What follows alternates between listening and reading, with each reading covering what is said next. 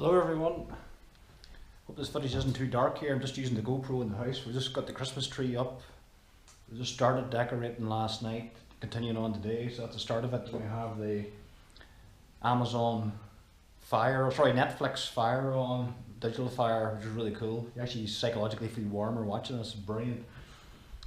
So yeah, I've just started. I've got a picture frame here set up, displaying my winter images of my daytime and nighttime snow scenes, one of the digital photo frames. And up here, I don't know if you can see it in the dark too well, but up here is one of my canvas of a stag in snow in County Tyrone from a few years back. That's an A0 canvas. One of my favourite nature winter scenes. So, but anyway, just updating here to inform you about my new ebook out. For any of you who don't know, or if you're into astronomy, you probably will know, there's a comet now currently visible in the evening sky called 46P Wirtanen. It's a short period comet, the 46th periodic comet known. It was in the southern hemisphere for months. Now it's climbed over the celestial equator and is now visible in the northern hemisphere.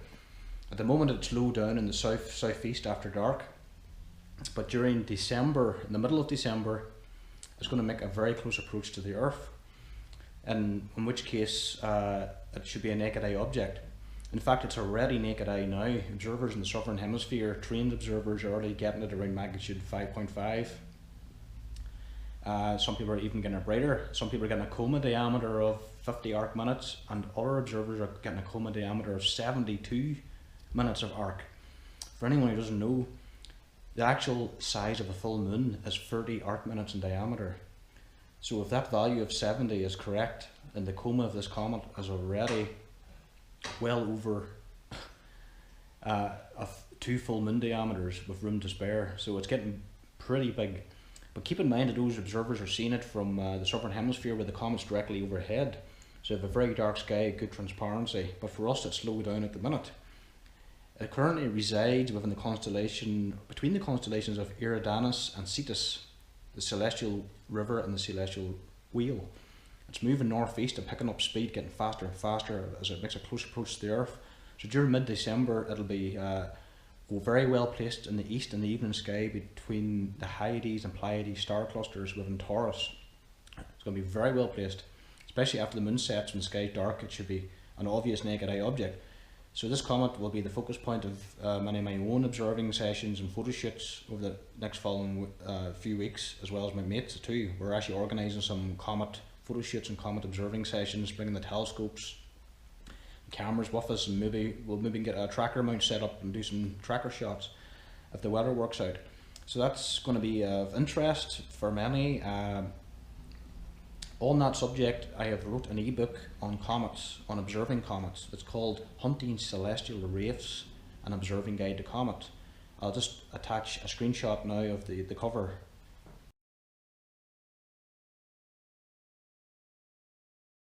Yeah, so if you go to my website, nightskyhunter.com, you'll see a link in there to the ebook in the ebook section. I wrote a little bit about it and the contents. But I should say from the onset that this book is not for people who are not into astronomy, people who have never used a telescope before, or who don't know the constellations. If you're at that level, this book is not for you. But if you do know the constellations, or basically know your way around the sky, you've done a little bit of observing, you've used a telescope before, then this could be the book for you, especially if you're interested in comets. The ebook itself is 119 pages, and a lot of as well as a lot of images in it, but the images are not actual digital photographs as such, they're actually images of my sketches.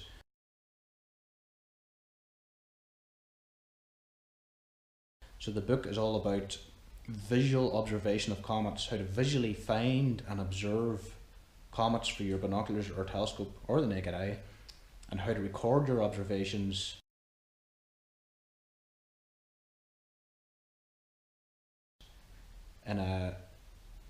into an observing logbook or in a scientific manner. The idea is just to train your eyes to know what to look for, how to find faint comets and bright comets, to get intimate with the sky, using the subject of locating comets to learn more about the sky, and to learn about these fascinating objects themselves. The book starts off with a section about me describing my passion for comets, how I became interested in comets when I first seen Hale-Bopp in '97.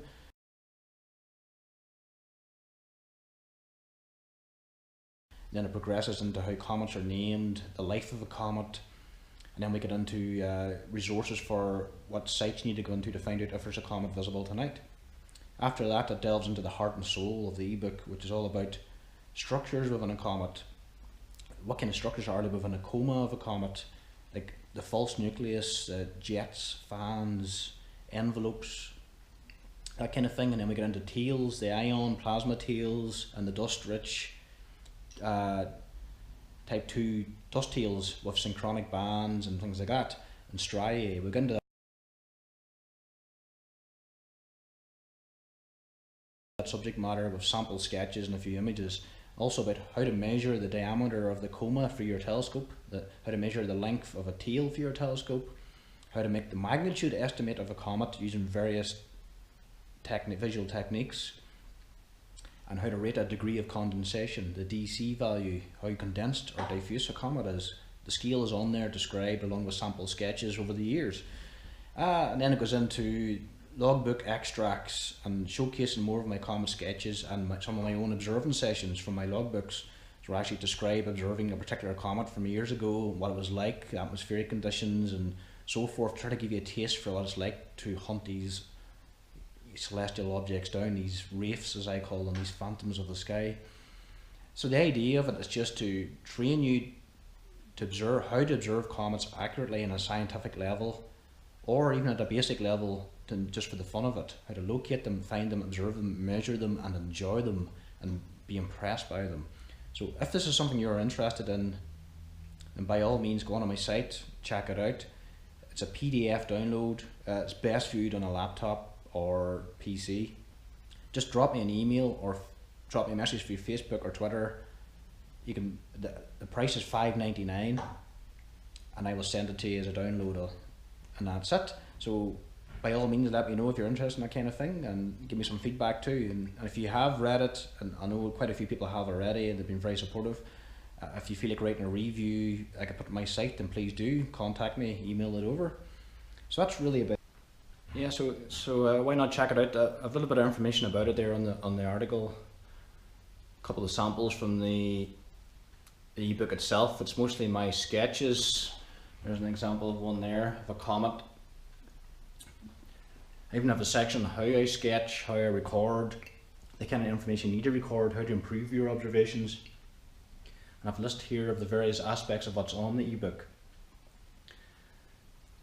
And thanks to a couple of people, I've got testimonials on here. I've got a testimonial from Chris Watt from Australia. He's a very famous comet observer.